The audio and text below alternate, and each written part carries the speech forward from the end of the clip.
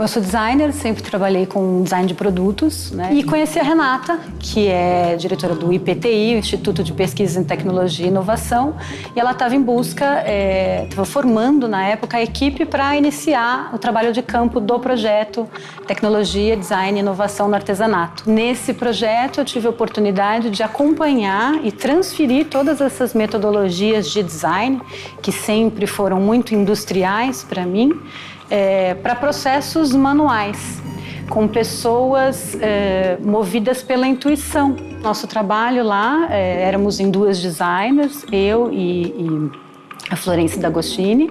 Nós fazíamos essa comunicação entre alguns designers que eram convidados para desenvolver produtos, e aí nós, lá, as designers de campo, éramos encarregadas de fazer toda essa interface entre a ideia, o conceito do produto e a sua realização.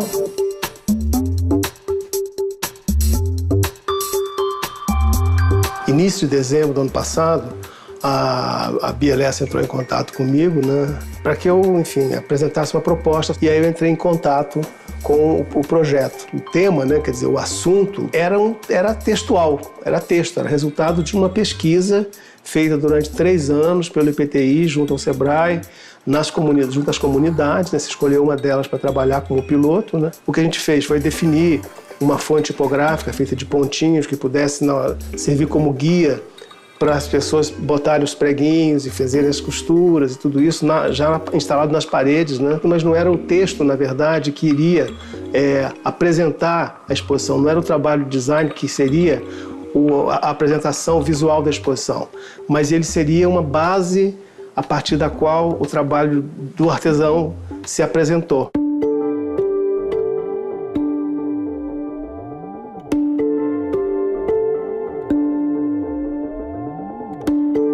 Então foi muito interessante essa relação, para mim é completamente inédita, de um trabalho em que o design ele entra como um suporte para o artesanal e não vice-versa, porque em geral você tem um trabalho do artesanato e esse trabalho o design absorve, ele se apropria algumas vezes do artesanato dentro da sua linguagem.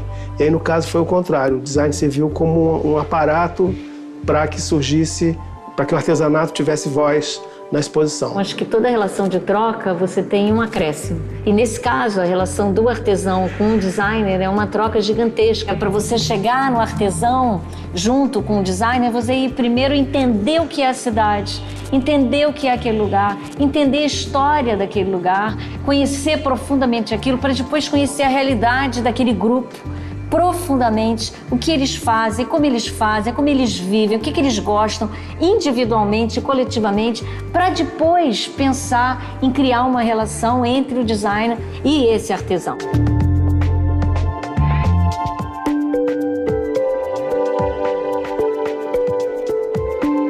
O resultado final, os produtos produzidos, acabam sendo realmente uma representação clara de uma narrativa desse encontro entre o design e o artesanato, né? Os designers, né, nós como fomentadores de inovação, levamos essas provocações e as artesãs respondendo com o repertório delas, as soluções sugeridas por elas, né? A ideia é, né, que depois eles consigam seguir sozinhos, né, entendendo como traduzir essa bagagem cultural, esse repertório nos seus próprios produtos.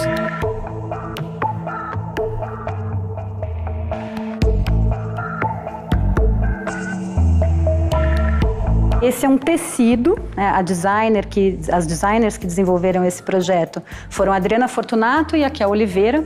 Então ela desenvolveu o tecido, porque um dos grandes problemas das peças bordadas é que quando a gente tem um bordado super clássico, a gente precisa engomar, engomar, e hoje a gente sabe que a vida moderna as pessoas não têm mais essa disponibilidade de ficar engomando. E aí a solução encontrada foi desenvolver um tecido, e aí nós levamos esses tecidos para elas bordarem.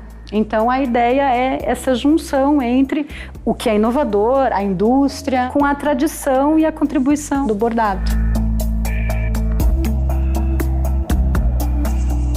Essa técnica é o bordado Boa Noite.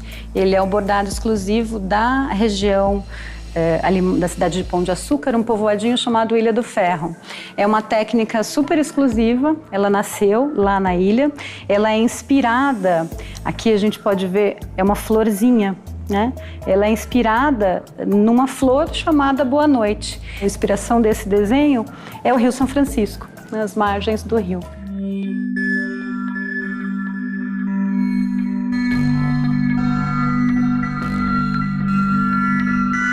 Aproximação entre artesanato e indústria, né? É um produto concebido pela designer Roberta Rampazzo, né? Então ela criou os fundos dos relógios, um dos produtos que ela criou, né? Então ela criou um fundo bordado, um desenho, e o produto aplicado num produto fabricado pela indústria. Em momento algum a ideia foi mudar o trabalho deles, olha, agora você vai fabricar só para a indústria, não, mas criar um novo canal. Né, aplicar o artesanato como componentes em peças industrializadas.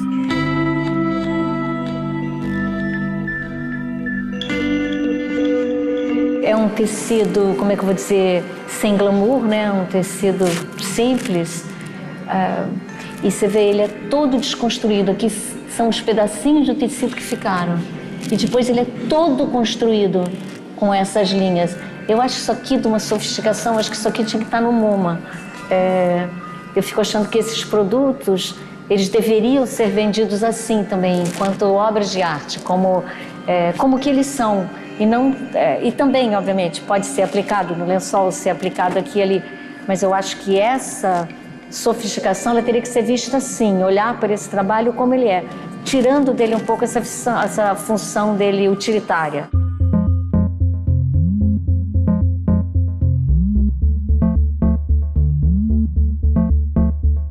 Eu acho que é uma diferença imensa entre o alagoano e o sergipano, entre o da Maria, da Geralda. Eu acho que o artesanato bacana é isso, porque ele é feito com a própria mão, é feito por cada um. Então ele é sempre diferente, ele é nunca o mesmo. E ele é sempre diferente até quando é executado pela mesma pessoa. Então essa é a riqueza do artesanato.